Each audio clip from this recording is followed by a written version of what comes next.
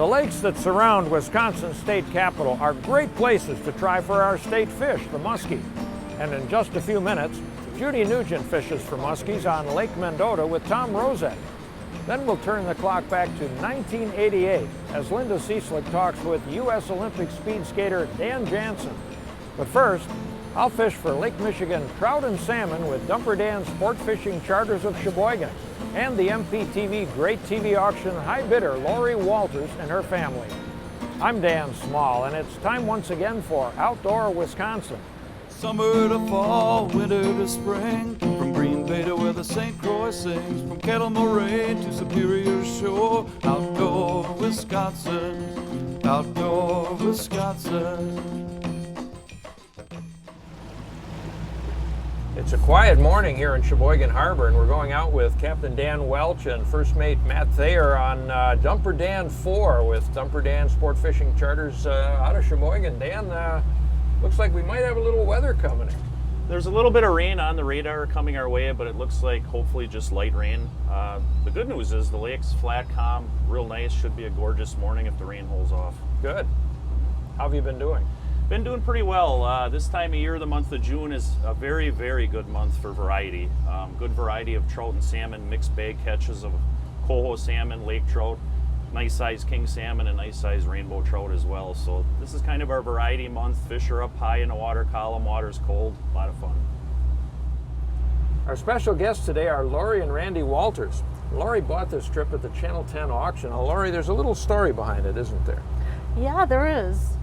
I saw this on the Channel 10 auction and I thought, what a great Father's Day gift for Randy. So I bid on it and bid on it and bid on it and bid on it, and I finally got it. And yesterday morning I told Randy for the first time that he was going on this trip. So you didn't even know you were fishing today? No, then I had to clear with my boss to get off the thing. Well, great. We're glad you're able to do that. Now, we're just a couple of weeks before Father's Day, so this is perfect. Perfect timing. Now, Laura, you brought John and Rachel along with you, too. Yes. Yeah. They're both juniors in Oak Creek High School, and I thought what a great day for them to take off and join us. Well, I got a question for you. Since it's a Father's Day present now, who's going to catch the first fish? She is. He is. That's what she's been saying this morning. She's going to get the first one and the biggest one. Okay. We'll start with Laurie then. Yep. Okay. All right, guys, basically what we're doing when we're fishing for these kings is running flasher fly combinations. And for the downrigger, basically what we do is let the lure out behind the boat, and we're running pretty long leaders, somewhere between 50 and 120 feet, depending on the day. And then we have a special way of attaching rubber bands to the line, and what that does is we attach those rubber bands to a 10-pound lead weight on the downrigger, so when a fish bites, it'll either break those rubber bands, or I'll grab the rod and break the rubber bands, so we can fight them. It's a great technique. We can get a lure down 100 or 150 feet without having any fish or any weight on the line while we're fighting a fish. It's pretty slick setup. Typically with the salmon this time of year, the water's pretty chilly, and it's down below about 20 feet. So we're scattering our lines throughout the water column, hoping to find right where they're sitting. And then once we find right where they're sitting, then we can exploit that depth.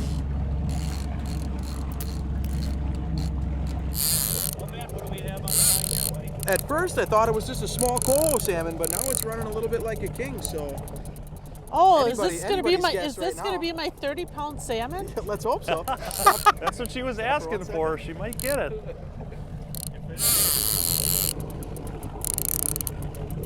Wow. You look way back, you can see him. He just surfaced.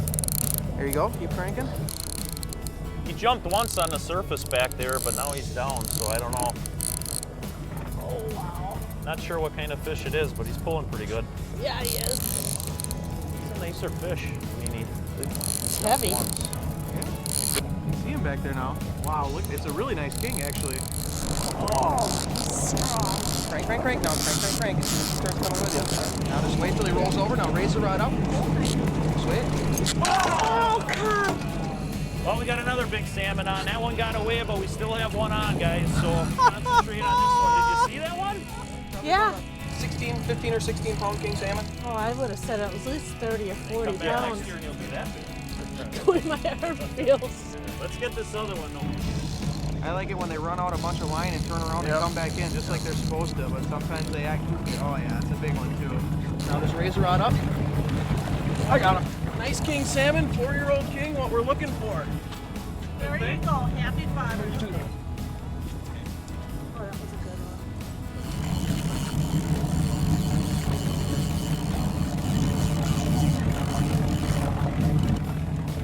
Crank it. Now if he starts pulling, then just hold the rod steady, okay? Keep cranking though for now. Okay, crank. Now raise it up slow. I got him. Nice steelhead, rainbow trout. Wow. Oh, nice. Good eating. Yeah, Right. really nice steelhead. He's got blue eyes. Well, doing good, yeah. Good job. Oh, Rachel, have you been out on Lake Michigan before? No, this is my very first time. Pretty calm today. Yeah. Have you done any fishing or boating otherwise? Up north. Just with my parents on a pontoon boat. Uh-huh. That's as much as I've ever done. Now, John, you've spent a lot of time around water, don't you? Yeah. I work as a lifeguard. Uh-huh. Well, if one of us falls in, we'll put you to work today. How's that? Only if you pay me. Okay. Yeah, that one's out there a good ways.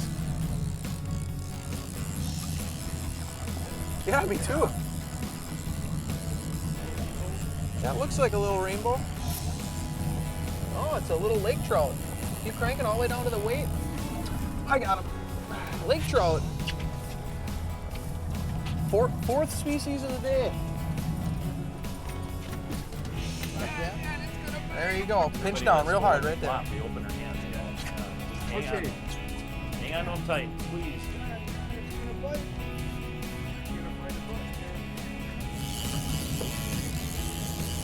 Nice rainbow, actually. Now keep cranking, just like earlier, the last one that we caught on a planer board. Keep cranking until you get that planer board up, and it's going. He's going nuts.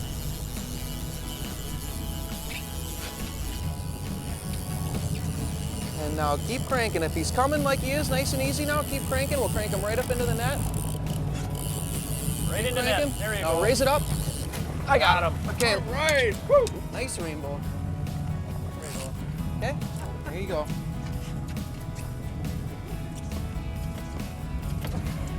Oh my God. Keep him in the boat. Back this way. He flops. He's going to go right over the back. There we go. Well, Dan, we had some rain off and on, but it didn't stop these folks from catching some fish. No, we had a good time and a little bit of on and off drizzle, but fish still bit, and we accomplished what we wanted to, Dan. A little bit of variety. We caught rainbow trout, we caught coho salmon, king salmon, and we even caught a lake trout. Yeah, So, absolutely. Yeah, Well, thanks to you and Matt again for a great outing and for your donation. you bet. Thank you. And Laurie, well, you have fun? I had a great time. Good. Yeah, Randy got the biggest fish. And a Father's Day present. Yep. Yeah. Yep. And there's an auction coming up again next year, you know, if you want to do this again. Oh, most yeah. definitely. All right. And you know what? We could still get you kids back to school for afternoon classes. What do you say? I don't think so. Okay. The Madison chain is well known for its excellent fishing, for everything from panfish to muskies. Let's join Judy Nugent and Tom Rozek on Madison's Lake Mendota as they try for muskies on a bright summer day. Well, we're in the shadow of the state capitol today, and joining me is professional muskie fisherman Tom Rozek. And Tom, I got to tell you, I'm a little skeptical. Urban muskies? I thought they all lived up in Vilas County. Well, you know, the state of Wisconsin has done tremendous amount of stocking all over the state, but you know, there's actually muskies that existed here in the Madison area, and with the muskies that were here, you know, they just amplified it and actually did stocking. So they have tiger muskies in here, and they have regular Wisconsin strain muskies. As a matter of fact, there's a fish right there coming up and giving us the fin.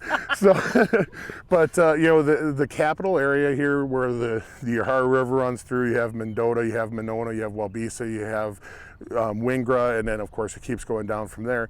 The three of them, the Walbisas, the Mononas, the wingras. Wingras actually supposedly has the highest concentration of muskies per acre in the state of Wisconsin. Huh. But the Madison chain itself is really just lit on fire in the recent couple of years as far as fish, numbers-wise and size-wise. So what do you have rigged for me today?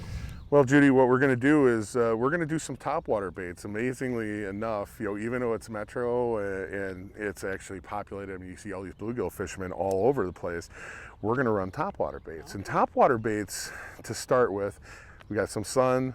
Madison is known for a topwater bite, okay? One of the advantages to having a lot of bluegill fishermen around is, when they're throwing fish back, it actually causes a little bit of a feeding frenzy, so to speak. And so we're gonna work a couple topwater baits to start out with, and then we're gonna probably go into a little bit of a glider and some bucktails and some spinner baits to try to, make something happen. But seeing as though it's a little early in the day yet, we're gonna work some topwater baits. This particular bait here is a crawling style topwater bait. The bait itself comes across the surface, makes a tremendous amount of wake, and if you can actually hear that rattle, so the actual tail itself hits itself, and that's what makes the noise. The wake and the noise are what causes the fish or irritates enough to get them to go. I'm going to be throwing a topwater to start off with also. Ooh. Okay.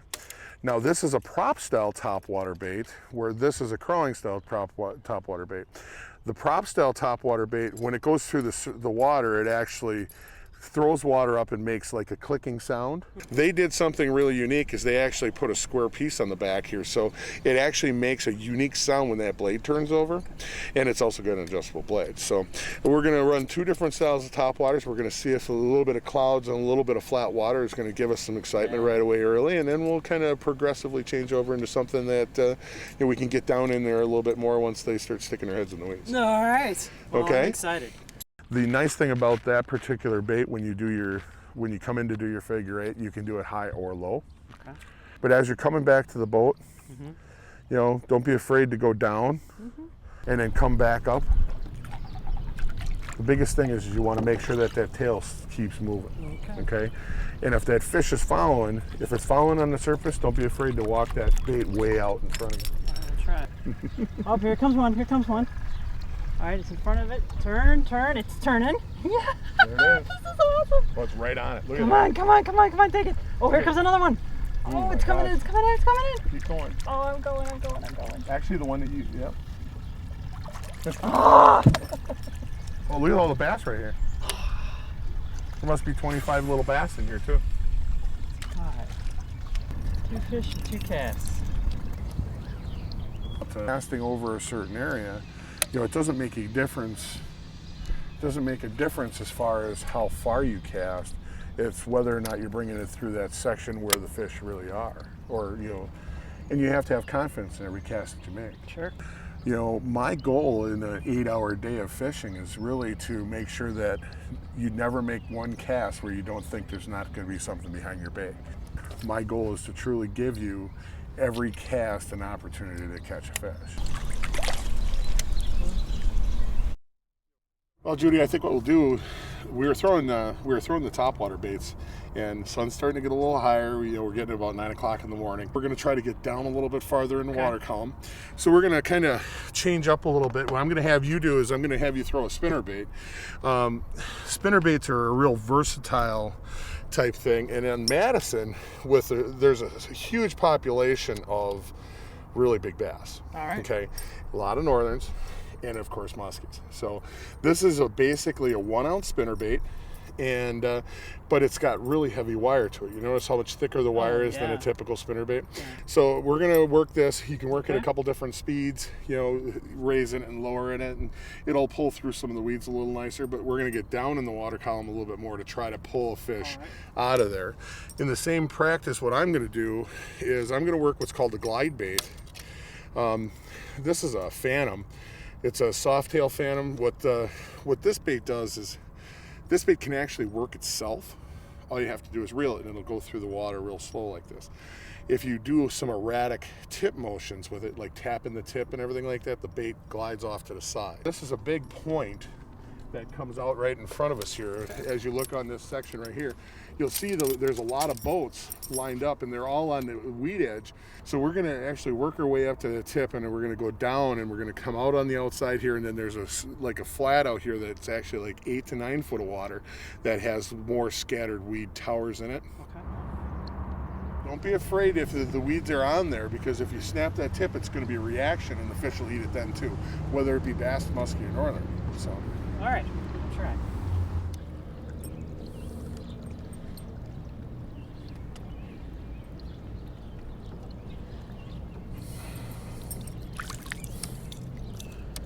He's going to eat it on one turn. Oh. He comes up, and he goes, goes back down, and then all of a sudden he flared at it. Yeah. And it was right next to the boat. I'm like, oh! You know, but he came up like 4 times. Yeah. That's a nice fish, probably 35, maybe 38.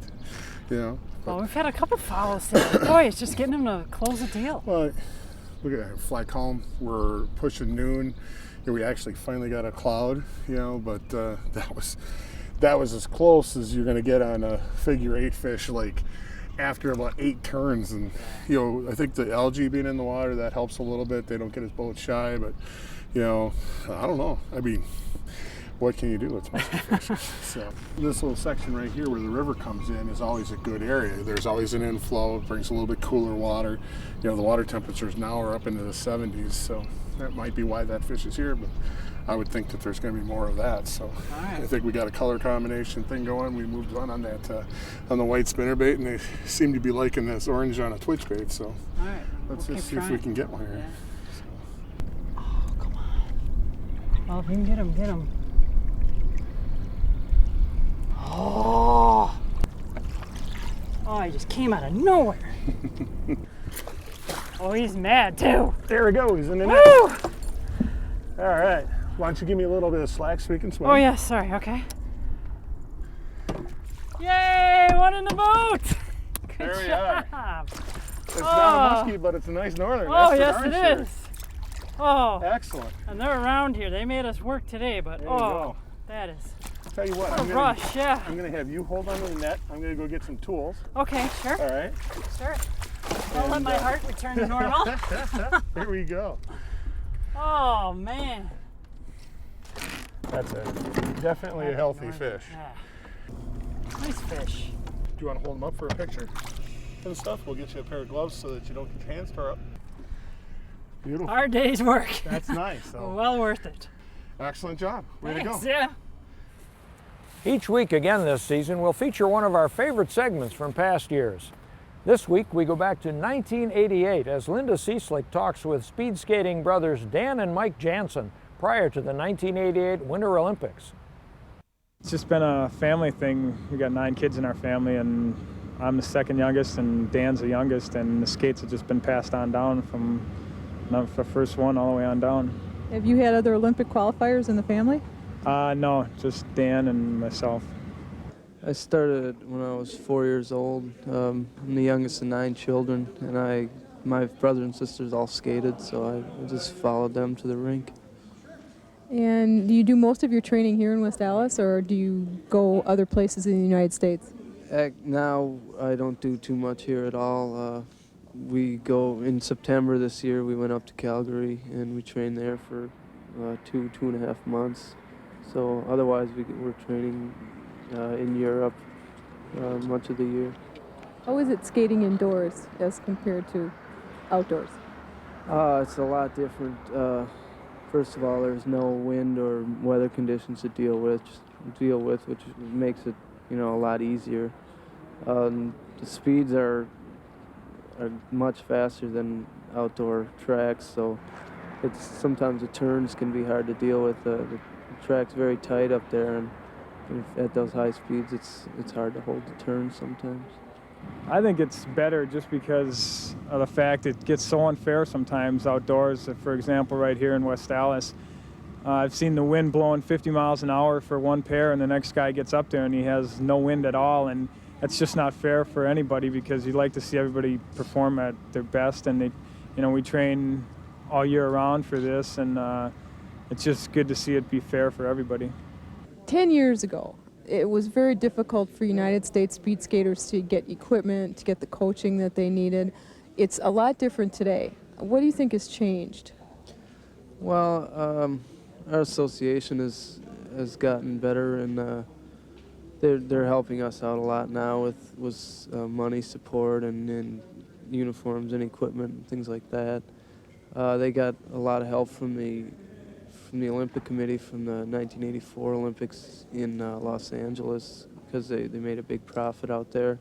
So they're putting a lot of money into the different associations, and it filtered down to our association, which helped us out a lot. What do you do in the off season to stay in shape? We do a lot of weight training, a lot of cycling, running, and many skating imitations, which are just exercises that you simulate the skating position and technique. How does training affect you in your life? Are you in school? Do you have a job? Right now, it's everything I do is just geared towards skating. I'm not working, and I'm not going to school because skating is a full-time job. We train twice a day, and it's about 6 hours a day, and we get pretty tired out after our workouts, and there's really not much time for anything else. If you could write your own ticket, what would the ideal life of the speed skater be like? To have a sponsor that, or actually to almost make it a professional sport, I think, because we do train as hard as any other athlete out there, and it would be really nice to get rewarded with, to make a living off of this, but it just doesn't happen that way. I don't know. I don't know if there's an ideal life, but I'm pretty happy with the way mine is right now. It's a lot of hard work, and there's a lot of training involved, twice every day during summer, but then there's a lot of traveling goes along with it, and meeting a lot of people from different countries and going to a lot of different places. So, I'm pretty happy with my life. How do you get psyched up for a meet? Do you have any rituals that you do? Do you have any good luck charms? Not really. What I do is I just try to think of all the training I put into this, and just say, hey, this is what I'm training for. Is this race? I want to get out there and skate my best. And when you get to a competition, there's just something inside you that gets you going. You get a little butterflies in your stomach, and it's not so much nerves, it's just the hype that you're getting, and I think it's a good psych to get psyched that way. Now, the United States has become a major contender in this sport, and we hadn't been up until about 10 years ago. Who's your personal major threat in this Olympics? Is it a United States person, or is it a European? Actually, there's probably a good 5 or 6 guys who are really going to be close, I think, in the 500 meters. One of them is my teammate Nick Tomitz from Minneapolis. Some of the others, 1 or 2 Russian skaters that are very good, and Japanese skater, and East German also, who will be very strong. How do you get psyched up for a meet? Do you have any rituals? Do you do anything for good luck? Not really for good luck. I'm not real superstitious. You just mainly, before a big race, you go over and over that race in your head. It's imagery, it's called. You can actually see yourself to every step of the race, and you try to kind of pound that into your head so much that that's what you go out there and do. Are you feeling a lot of pressure now that you're a major contender for the gold? I noticed that today in Media Day, you've been the person that everybody wants to talk to. How is that for you personally? It hasn't been too bad. It's starting to, this year especially, there's been a lot of media coverage, and they're looking at the speed skaters to win a lot of medals or to do very well in Calgary, and it's kind of, you can't let it bother you too much. You just got to go out there and do what you've been doing for the past, however many years, and you just try to keep it in the perspective and go out there and do what you know how to do. Skating away, skating away, skating away on the thin ice of a new day.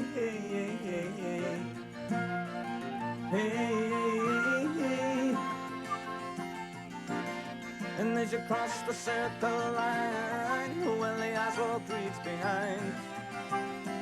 You're a rabbit on the run.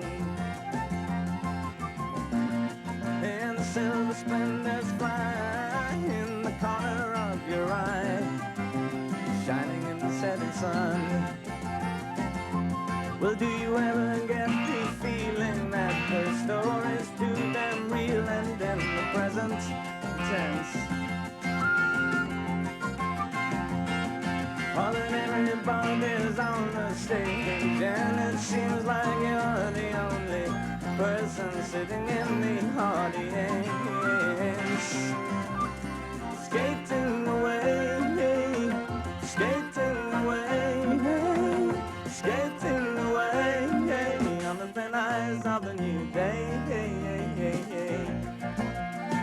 Hey, hey, hey, hey. The Milwaukee Boat Show at State Fair Park runs from January 20th through the 29th. I'll be there both weekends with raffle tickets for a hydrojet-powered canoe from Wilderness Scout. So stop by our booth to pick up a ticket or just say hello. For more information on the boat show or this week's features, log on to our website, mptv.org, and follow the prompts to Outdoor Wisconsin. Well, next time I'll ice fish for bluegills with Tom Grunwald and Steve Widmeyer.